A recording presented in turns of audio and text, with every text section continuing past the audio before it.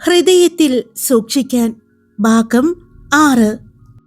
പക്ഷേ അവരുടെ ലീവ്? മാധവ് ചോദിച്ചു. അത് ശോഭന നോക്കിക്കൊള്ളും, നവീന്റെ അച്ഛൻ പറഞ്ഞു. ദേവികയുടെയും ഇഷാനിയുടെയും കാര്യം ശരത്ത് പറഞ്ഞാൽ മതി. ഒരു 4-5 ദിവസം പോരെ? നവീൻ ചോദിച്ചു. മതി, അതുകൊണ്ട് വേറെ ഒരു കള്ളം പറയണ്ട, കാര്യമില്ല, അദ്ദേഹം പറഞ്ഞു. ശരിയാണ്, ഉദയൻ തല കുലുക്കി. അവരെ ഇവിടെ വിട്ടിട്ട് പോകുന്നതിലും നല്ലത് കൂടെ കൊണ്ടുപോകുന്നതാണ്. അപ്പോ അങ്ങനെ തന്നെ തീരുമാനിക്കാം, മാധവ് പറഞ്ഞു. ശരി, എന്തെങ്കിലും ആവശ്യമുണ്ടെങ്കിൽ വിളിക്കണം എന്ന് പറഞ്ഞ് നവീന്റെ അച്ഛൻ ഫോൺ കട്ട് ചെയ്തു.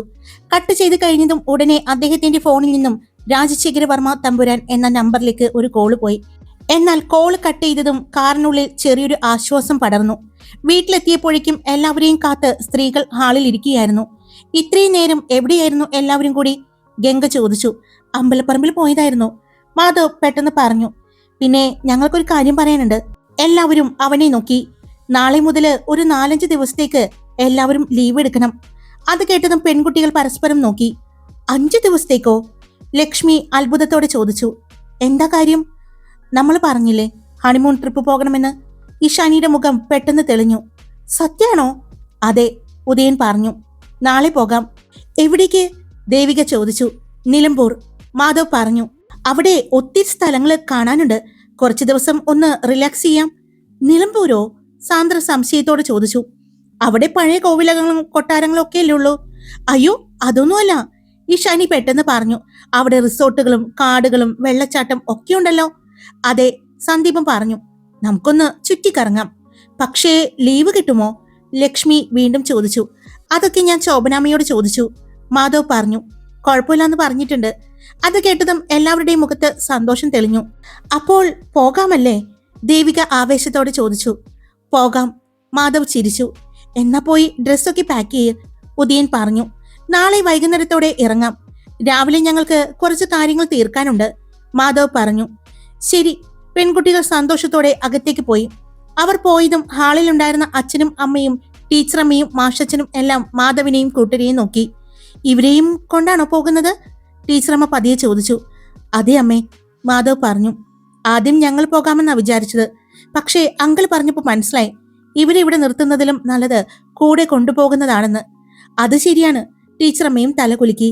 ഞങ്ങൾ എത്ര ശ്രദ്ധിച്ചാലും നിങ്ങളുടെ കൂടെയുള്ളത്ര സുരക്ഷിതത്വം ഇവിടെ ഉണ്ടാകില്ല, മാധവിന്റെ അമ്മയും അതിന് സമ്മതിച്ചു. പിന്നെ യാത്രയുടെ കാര്യങ്ങൾ, പോകേണ്ട സമയം, എന്തൊക്കെ കൊണ്ടുപോകണം എന്നൊക്കെ സംസാരിച്ചുകൊണ്ട് സമയം കടന്നുപോയി. രാത്രി വൈകിയും എല്ലാവരും സാധനങ്ങൾ പാക്ക് ചെയ്യുകയായിരുന്നു. സ്ത്രീകൾക്ക് അത് സന്തോഷമുള്ള യാത്രയായിരുന്നു.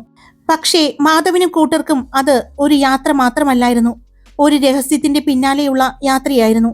രാവിലെ നേരം വെളുക്കും മുമ്പേ തന്നെ മാധവും ഉദയനും സച്ചിയും പുറത്തേക്ക് പോയിരുന്നു. അവരുടെ മനസ്സിൽ ഒരേ ഒരു ചിന്ത മാത്രമായിരുന്നു. ലക്ഷ്മിയും കൂട്ടരും വീട്ടിൽ നിന്നും ഇറങ്ങാൻ ഒരുങ്ങുമ്പോഴേക്കും താരയും മിത്രയും മനുവും കൂടി വാശി പിടിച്ചു നിന്നിരുന്നു. ഞങ്ങൾക്കും വരണം, മിത്ര മുഖം ചുളുക്കിക്കൊണ്ട് പറഞ്ഞു. അതെ, എല്ലായിടത്തും നിങ്ങൾ മാത്രം പോയാ എങ്ങനെ ശരിയാകും? ഞാനാണെങ്കിൽ ഇതുവരെ നിലമ്പൂർ പോയിട്ടില്ല, മനു പറഞ്ഞു. അവരുടെ കുഞ്ഞു മുഖങ്ങളിലെ നിരാശ കണ്ടപ്പോ എല്ലാവർക്കും ചിരിയായിരുന്നു. പക്ഷേ സ്കൂളും ക്ലാസ്സും വിട്ട് അവരെ കൂട്ടിക്കൊണ്ടു പോകാൻ പറ്റില്ലായിരുന്നു. ഇപ്പോഴല്ലേ മക്കളെ ഒരു യാത്ര കഴിഞ്ഞിട്ട് നമ്മൾ വന്നത്, പിന്നെ അവര് ഹണിമൂണാണ് പോകുന്നത്, ടീച്ചറമ്മ സ്നേഹത്തോടെ പറഞ്ഞു. നമുക്ക് എല്ലാവർക്കും കൂടി വേറെ ഒരു ദിവസം പോകാം, മാധവിന്റെ അമ്മ പറഞ്ഞു. അങ്ങനെ ഒരുപാട് ആശ്വസിപ്പിച്ചിട്ടാണ് അവരെ വീട്ടിൽ നിർത്തിയത്. അതിനുശേഷം എല്ലാവരും യാത്രയ്ക്കായി റെഡിയായി. അതേസമയം മാധവും ഉദയനും സച്ചിയും പോയത് അന്ന് ഹരിയുടെ കാര്യത്തിൽ സഞ്ജയ് കണ്ട അഭിഭാഷകനെ വീണ്ടും കാണാനായിരുന്നു അവർ പോയത്. ഹരിയുടെ കേസിന്റെ കാര്യങ്ങൾ അറിയാനായിരുന്നു അവരുടെ ഉദ്ദേശം. വക്കീലിനെ കണ്ടപ്പോൾ അയാൾ പറഞ്ഞു, കേസ് ഇപ്പോഴും അതേ നിലയിലാണ്, ഉടനെ ജാമ്യം കിട്ടാൻ സാധ്യത കുറവാണ്. അത് കേട്ടപ്പോൾ 3 പേർക്കും ഒരു ആശ്വാസം തോന്നി. പിന്നെ അവർ വക്കീലിന്റെ ജൂനിയറെയും പ്രത്യേകം കണ്ട് സംസാരിച്ചു. ഹരി പെട്ടെന്ന് പുറത്തേക്കിറങ്ങുമോ എന്നായിരുന്നു അവരുടെ പ്രധാന ഭയം. പക്ഷേ ഇപ്പോൾ അതിനൊരു സാധ്യതയുമില്ലെന്ന് അവർക്ക് ഉറപ്പായി. അവിടെ നിന്നും ഇറങ്ങിയ ശേഷം മാധവ് തന്റെ ബസ്സിലെ ഫ്രണ്ട്സിനെ ഓരോരുത്തരെയായി വിളിച്ചു. വീട്ടിലൊന്ന് ശ്രദ്ധിക്കണം, ഞങ്ങളൊരു യാത്ര പോവുകയാണ് എന്ന് അവൻ പറഞ്ഞു. നിങ്ങൾ ടെൻഷൻ അടിക്കണ്ട, ഞങ്ങൾ നോക്കിക്കോളാം എന്നായിരുന്നു എല്ലാവരുടെയും മറുപടി. അതിനുശേഷമാണ് അവർ വീട്ടിലേക്ക് തിരികെ വന്നത്. പക്ഷേ അതൊരു സാധാരണ യാത്രയല്ലായിരുന്നു. തിരിച്ചുള്ള വരവില് ആരെങ്കിലും തങ്ങളെ ഫോളോ ചെയ്യുന്നുണ്ടോ എന്ന് അറിയാനുള്ള ഒരു നിരീക്ഷണ യാത്ര കൂടിയായിരുന്നു അത്. വണ്ടി ഓടിക്കുമ്പോഴും റോഡരികുകളിലും പിന്നെ പിന്നിൽ വരുന്ന വാഹനങ്ങളിലേക്കും 3 പേരുടെയും കണ്ണുകൾ ഇടയ്ക്കിടെ നീണ്ടുപോയി. പക്ഷേ സംശയിക്കത്തക്ക രീതിയിൽ ആരെയും കാണാനായില്ല. അങ്ങനെ അവർ വീണ്ടും വീട്ടിലെത്തി. അപ്പോഴേക്കും എല്ലാവരും പോകാൻ റെഡിയായി നിന്നിരുന്നു. മാധവിന്റെ ഒരു ഫ്രണ്ടിന്റെ വലിയ ട്രാവലർ വണ്ടിയായിരുന്നു യാത്രയ്ക്കായി എടുത്തിരുന്നത്. ബാഗുകളും സാധനങ്ങളും എല്ലാം എടുത്ത് ഓരോരുത്തരും പുറത്തേക്ക് വന്നു. അച്ഛന്മാരോടും അമ്മമാരോടും യാത്ര പറഞ്ഞപ്പോൾ എല്ലാവരുടെയും മുഖത്ത് ചെറിയൊരു ടെൻഷൻ ഉണ്ടായിരുന്നു. അതേസമയം നവീന്റെ അച്ഛനും അമ്മയും അവിടേക്ക് എത്തിയിരുന്നു. എന്തെങ്കിലും ആവശ്യമുണ്ടെങ്കിൽ ഉടനെ വിളിക്കണം, നവീന്റെ അച്ഛൻ ഗൗരവത്തോടെ പറഞ്ഞു. അവിടുത്തെ പോലീസ് സ്റ്റേഷനിൽ എനിക്ക് പരിചയമുള്ളവരുണ്ട്, ആവശ്യമെങ്കിൽ ഞാൻ സംസാരിക്കാം. അദ്ദേഹത്തിന്റെ ശബ്ദത്തില് കരുതലുണ്ടായിരുന്നു. പിന്നെ ഏതെങ്കിലും ചെറിയ പ്രശ്നങ്ങൾ ഉണ്ടെങ്കിൽ പോലും മറച്ചു വെക്കരുത്. എല്ലാവരും തല കുലുക്കി. അവസാനം എല്ലാവരും വണ്ടിയിലേക്ക് കയറി. വണ്ടി പതുക്കെ അവിടെ നിന്നും പുറപ്പെട്ടു. അവൾ കണ്ണിൽ നിന്നും മറയുന്നത് വരെ എല്ലാവരും നോക്കി നിന്നു. പക്ഷേ വണ്ടി പോയതിന് പിന്നാലെ നവീന്റെ അച്ഛൻ തന്റെ ഫോൺ എടുത്തു. ഒരു നമ്പറിലേക്ക് കോള് പോയി. ആ കോൾ എത്തിയത് ഉദയപുരം കോവിലകത്തെ രാജശേഖരവർമ്മയുടെ അടുത്തേക്കായിരുന്നു. ഫോൺ എടുത്തതും അപ്പുറത്തു നിന്ന് ഗൗരവമുള്ള ഒരു ശബ്ദം കേട്ടു. അവർ ഇറങ്ങി. നവീന്റെ അച്ഛൻ പതിയെ പറഞ്ഞു, കുട്ടികളെ ശ്രദ്ധിക്കണം, ഒരു പോറൽ പോലും വരരുത്. കുറച്ചു നിമിഷങ്ങൾ നിശബ്ദതയായിരുന്നു. പിന്നെ അപ്പുറത്തു നിന്നും ഉറച്ചൊരു മറുപടി, അവർക്ക് ഒന്നും സംഭവിക്കില്ല. ആ വാക്കുകൾ കേട്ടതും നവീന്റെ അച്ഛന്റെ മുഖത്ത് ചെറിയൊരു പുഞ്ചിരി വിരിഞ്ഞു. ആ പുഞ്ചിരിക്ക് പിന്നിൽ ഒരു വലിയ രഹസ്യം ഒളിഞ്ഞുകിടക്കുകയായിരുന്നു. രാജശേഖരവർമ്മ തമ്പുരാൻ ഫോണുമായി നവീന്റെ അച്ഛനോട് സംസാരിക്കുകയായിരുന്നു. പിന്നെ അദ്ദേഹം വീണ്ടും പറഞ്ഞു, അവർ താമസിക്കേണ്ട സ്ഥലവും എപ്പോൾ കോവിലകത്തേക്ക് വരണം എന്നുള്ളതൊക്കെ താൻ പറഞ്ഞു കൊടുക്കണം. പക്ഷേ ഞാൻ പറയുന്നത് പോലെ തന്നെ പറയണം, കേട്ടല്ലോ? ഞാൻ പറഞ്ഞോളാം തമ്പുരാനെ, നവീന്റെ അച്ഛൻ ബഹുമാനത്തോടെ പറഞ്ഞു. അപ്പോ കുട്ടികൾ എവിടെയാണ് താമസിക്കേണ്ടത്? കോവിലകത്ത് തന്നെയാണോ? വേണ്ട, രാജശേഖരവർമ്മ പറഞ്ഞു. അതിന്റെ ആവശ്യമില്ല.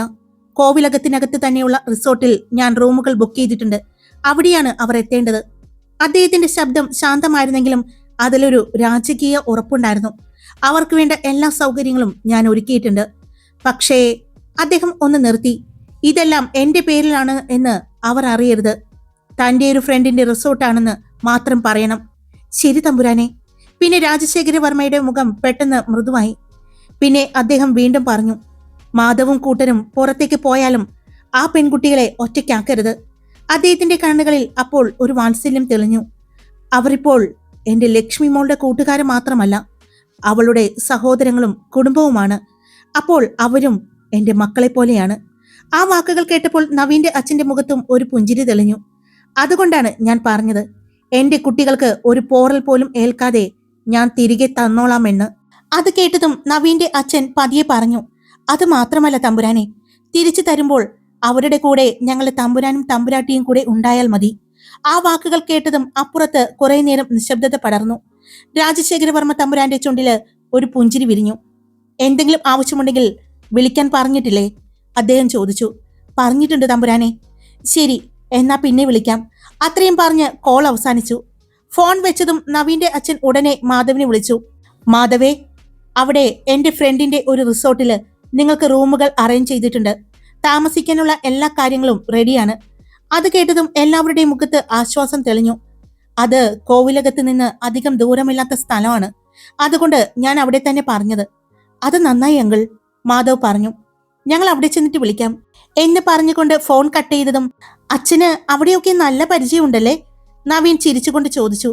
അദ്ദേഹത്തിന്റെ ഫ്രണ്ടിന്റെ റിസോർട്ടാണല്ലോ. ആർക്കും അതിൽ സംശയമൊന്നും തോന്നിയില്ല. അങ്ങനെ യാത്ര വീണ്ടും മുന്നോട്ട് നീങ്ങി. വഴിമധ്യേ ഒരു ഹോട്ടലിൽ കയറി എല്ലാവരും ഭക്ഷണം കഴിച്ചു. പെൺകുട്ടികളെല്ലാം വളരെ എക്സൈറ്റഡ് ആയിരുന്നു. നിലമ്പൂർ എന്ന് കേൾക്കുമ്പോൾ തന്നെ ഒരു വൈബുണ്ടല്ലേ? ഇഷാനി ചിരിച്ചുകൊണ്ട് പറഞ്ഞു. അതെ, ഫോട്ടോസ് എടുക്കാൻ പറ്റിയ സ്ഥലങ്ങളൊക്കെ കാണണം, ദേവികയും കൂട്ടിച്ചേർത്തു. അവരുടെ സന്തോഷം കണ്ടപ്പോൾ ആണുങ്ങൾക്കും സന്തോഷമായി. പക്ഷേ ആ സന്തോഷത്തിന് പിന്നിൽ ചെറിയൊരു ടെൻഷൻ ഒളിഞ്ഞിരുന്നു. കോവിലകത്ത് എത്തിയാൽ എന്തൊക്കെയായിരിക്കും നേരിടേണ്ടി വരിക? വിക്രമൻ ഇപ്പോൾ അവിടെയില്ലെന്നത് ഒരു ആശ്വാസമായിരുന്നു. പക്ഷേ റാം അവിടെ ഉണ്ടാകുമെന്ന് സച്ചിക്ക് ഉറപ്പായിരുന്നു. റാം കൂടി ഇല്ലായിരുന്നെങ്കിൽ കുറച്ചുകൂടി സമാധാനമായേനെ, ഉദയൻ പറഞ്ഞു. അതേസമയം ഭക്ഷണം കഴിഞ്ഞ് പെൺകുട്ടികളെല്ലാം വാഷ്റൂമിലേക്ക് പോയ സമയത്ത് സച്ചി പതുക്കെ സന്ദീപിന്റെ അടുത്തേക്ക് നീങ്ങി. സന്ദീപ് ഏട്ടാ. എന്താ? സന്ദീപ് സംശയത്തോടെ നോക്കി. ഏട്ടന് വേണ്ടി അച്ഛൻ ആലോചിച്ച പെൺകുട്ടിയില്ലേ, അവളുണ്ട് ഉദയപുരം കോവിലകത്ത്. ഒരു നിമിഷം സന്ദീപ് ഞെട്ടി അവനെ നോക്കി. എന്ത്? അത് കേട്ടതും ശരത്ത് പൊട്ടിച്ചിരിച്ചു. ഈശ്വര, ഇനി ഇവൻ പെട്ടു.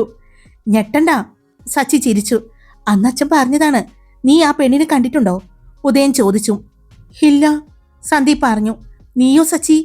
ഇല്ല, ഞാനും കണ്ടിട്ടില്ല. ഇനി നമ്മൾ അവിടെ ചെല്ലുമ്പോ ആ പെണ്ണിനെ എങ്ങനെ തിരിച്ചറിയും? സച്ചി കണ്ടിട്ടുണ്ടെങ്കിൽ അവന് മനസ്സിലായനെ. എന്റെ ദൈവമേ! സന്ദീപ് തലയിൽ കൈവച്ചു.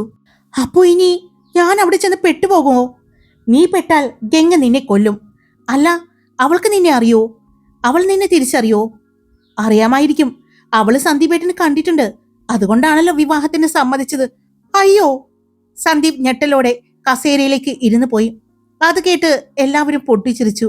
ആ ചിരിയോടെ അവരുടെ മനസ്സിലുണ്ടായിരുന്ന ടെൻഷൻ കുറച്ചു നേരത്തേക്ക് അകലുകയായിരുന്നു.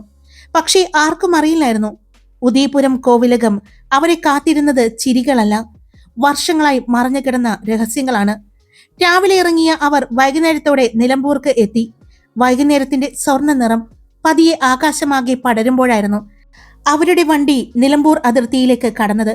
ഇരുവശവും നീണ്ടുനിന്ന കാടുകളും തണുത്ത കാറ്റും യാത്രയുടെ ക്ഷീണം പോലും അവർ മറന്നുപോയി. പെൺകുട്ടികൾ മുഴുവൻ പുറത്തേക്കുള്ള കാഴ്ചയിൽ നോക്കി ആവേശത്തോടെ സംസാരിക്കുകയായിരുന്നു. ആണുങ്ങളുടെ മനസ്സിൽ പറഞ്ഞറിയിക്കാൻ പറ്റാത്തൊരു ഉത്കണ്ഠയായിരുന്നു. ആ സമയം രാജശേഖരവർമ്മ തമ്പുരാന്റെ ഫോണിലേക്ക് ഒരു കോള് ചെന്നു. അവർ അതിർത്തി കടന്നു തമ്പുരാനെ. ഒരു മൂളൽ മാത്രമായിരുന്നു മറുപടി. അപ്പോഴായിരുന്നു നവീന്റെ ഫോണിലേക്ക് അച്ഛന്റെ കോള് വന്നത്. ലൊക്കേഷൻ അയച്ചിട്ടുണ്ട്, നിങ്ങൾ നേരെ അവിടേക്ക് പോകൂ. റിസോർട്ടിലെ ആളുകളോട് ഞാൻ പറഞ്ഞിട്ടുണ്ട്. അതും പറഞ്ഞ് അദ്ദേഹം ഫോൺ വെച്ചു. നവീൻ ഉടനെ ലൊക്കേഷൻ തുറന്ന് മാധവിന് കാണിച്ചു. കാറ് പ്രധാന റോഡിൽ നിന്നും കുറച്ച് അകത്തേക്ക് തിരിഞ്ഞു. കാടിനുള്ളിലൂടെ പോകുന്ന പോലെ തോന്നുന്ന ഒരു സ്വകാര്യ വഴിയായിരുന്നു അത്. കുറച്ചു ദൂരം മുന്നോട്ട് പോയതും എല്ലാവരുടെയും കണ്ണുകൾ അത്ഭുതത്തോടെ വിടർന്നു. വലിയൊരു കൊട്ടാരം പോലെ പ്രകാശിച്ചു നിൽക്കുന്ന റിസോർട്ട്, പഴമയും ആഡംബരവും ചേർന്നൊരു നിർമ്മിതി. മുൻവശത്ത് നീളൻ ഫൗണ്ടൻ, ചുറ്റും വിളക്കുകൾ കൊണ്ട് അലങ്കരിച്ച പൂന്തോട്ടം, വെളുത്ത കല്ലുകൾ കൊണ്ട് തീർത്ത നടപ്പാത. ഇത് റിസോർട്ടാണോ? ഇഷാനി വിശ്വസിക്കാനാവാതെ ചോദിച്ചു. കൊട്ടാരം പോലെ ഉണ്ടല്ലേ? ദേവിക പതുക്കെ പറഞ്ഞു. കാർ അകത്തേക്ക് കടന്നതും യൂണിഫോം ധരിച്ച സ്റ്റാഫുകൾ നിരയായി നിന്നു. വാതിൽ തുറന്നു. അവർ ഇറങ്ങുന്നതിന് മുമ്പ് തന്നെ സ്വീകരിക്കാനുള്ള എല്ലാ ഒരുക്കങ്ങളും കഴിഞ്ഞിരുന്നു. Welcome sir. വലിയ ബഹുമാനത്തോടെ അവർ എല്ലാവരെയും അകത്തേക്ക് കൂട്ടിക്കൊണ്ടുപോയി.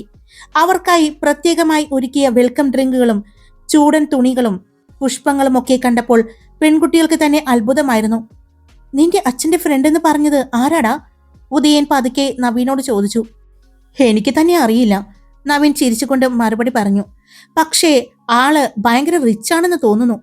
അതേസമയം റിസോർട്ടിന്റെ മുകളിലെ ബാൽക്കണിയിൽ നിന്ന് രാജശേഖരവർമ്മ തമ്പുരാൻ അവരെ നോക്കി നിൽക്കുകയായിരുന്നു. അയാളുടെ കണ്ണുകൾ മുഴുവൻ തിരഞ്ഞത് ഒരാളെ മാത്രമായിരുന്നു, ലക്ഷ്മിയെ. ഒന്നും അറിയാതെ ചിരിച്ചുകൊണ്ട് എല്ലാവരോടും സംസാരിക്കുന്ന അവളെ കണ്ടപ്പോൾ അദ്ദേഹത്തിന്റെ കണ്ണുകളിൽ വേദനയും സന്തോഷവും ഒരുമിച്ച് തെളിഞ്ഞു. അല്പം പിന്നിലായി നിന്ന ദേവയാനി തമ്പുരാട്ടിയും കണ്ണുനീർ ഒളിപ്പിച്ചുകൊണ്ട് മകളെ നോക്കുകയായിരുന്നു. എത്ര വലുതായിരിക്കുന്നു, അവർ പതുക്കെ പറഞ്ഞു. രാജശേഖരവർമ്മ ഒന്നും പറയാതെ നിന്നു. അദ്ദേഹത്തിന്റെ കണ്ണുകൾ പിന്നെ മാധവിയിലേക്കെത്തി. ലക്ഷ്മിയുടെ അരികിൽ നിന്നുകൊണ്ട് അവളെ ശ്രദ്ധിക്കുന്ന മാധവിനെ കണ്ടപ്പോൾ അദ്ദേഹത്തിന്റെ ചുണ്ടിൽ ചെറിയൊരു പുഞ്ചിരി വിരിഞ്ഞു. അവളെ ഒറ്റയ്ക്കാക്കാതെ നോക്കുന്നു, അദ്ദേഹം മനസ്സിൽ പറഞ്ഞു. അവർക്കായി റിസോർട്ടിലെ ഏറ്റവും മികച്ച സൂട്ടുകളായിരുന്നു ഒരുക്കിയത്. ഓരോ കപ്പിൾസിനും പ്രത്യേകം റൂമുകൾ, വലിയ ഗ്ലാസ് ജനാലകൾ, പുറത്ത് കാടിന്റെ കാഴ്ച, സ്വകാര്യ ബാൽക്കണി, അകത്ത് രാജകീയമായ അലങ്കാരങ്ങൾ. എല്ലാം കണ്ടപ്പോൾ പെൺകുട്ടികൾക്ക് സന്തോഷം അടക്കാനായില്ല.